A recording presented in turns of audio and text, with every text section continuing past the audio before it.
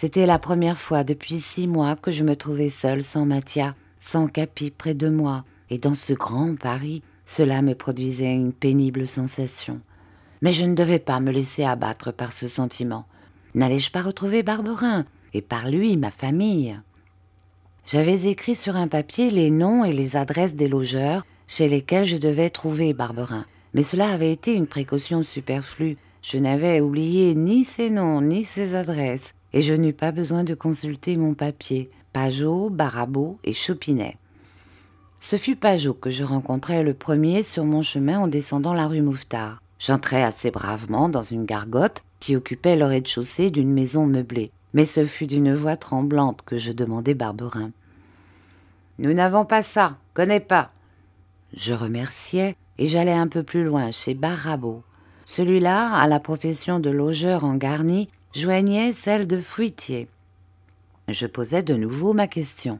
« Ah oui, Barberin, nous avons eu ça dans les temps. Oh, il y a au moins 4 ans. »« 5, dit la femme, même qu'il nous doit une semaine.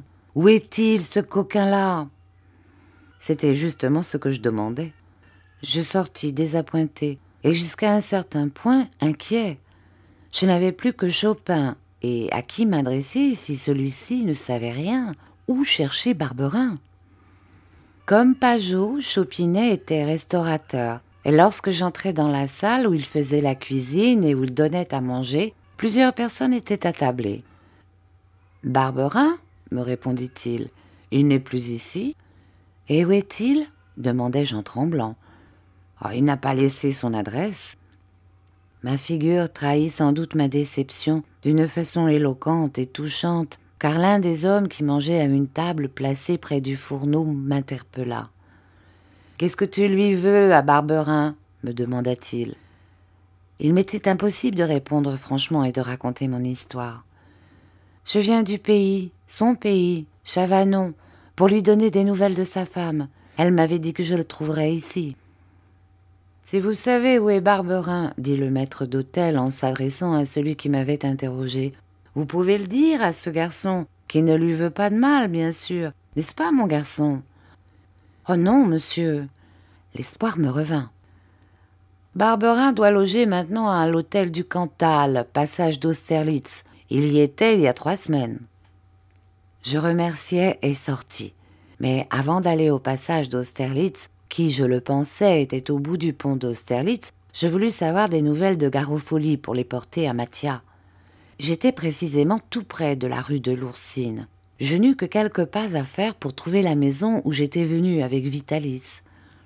Comme le jour où nous nous y étions présentés pour la première fois, un vieux bonhomme, le même vieux bonhomme, accrochait des chiffons contre la muraille verdâtre de la cour. C'était à croire qu'il n'avait fait que cela depuis que je l'avais vu. « Est-ce que monsieur Garofoli est revenu ?» demandai-je. Le vieux bonhomme me regarda et se mit à tousser sans me répondre.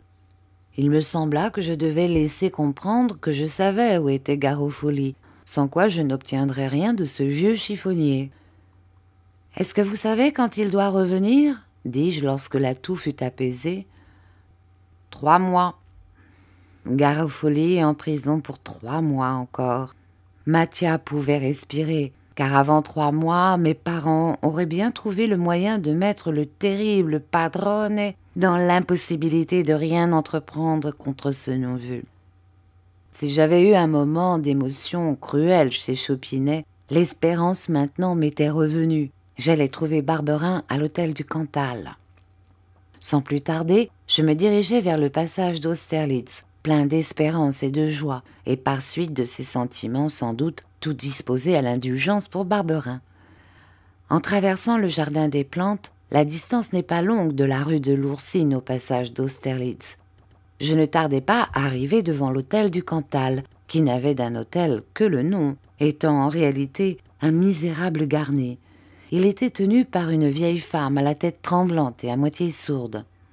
Lorsque je lui eus adressé ma question ordinaire, elle mit sa main en cornet derrière son oreille et elle me pria de répéter ce que je venais de lui demander.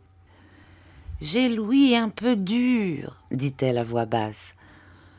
Je voudrais voir Barberin, Barberin de Chavanon. Il loge chez vous, n'est-ce pas ?»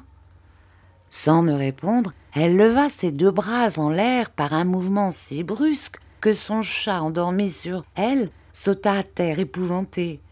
« Hélas, hélas !» dit-elle. Puis, me regardant avec un tremblement de tête plus fort, « Seriez-vous le garçon ?» demanda-t-elle.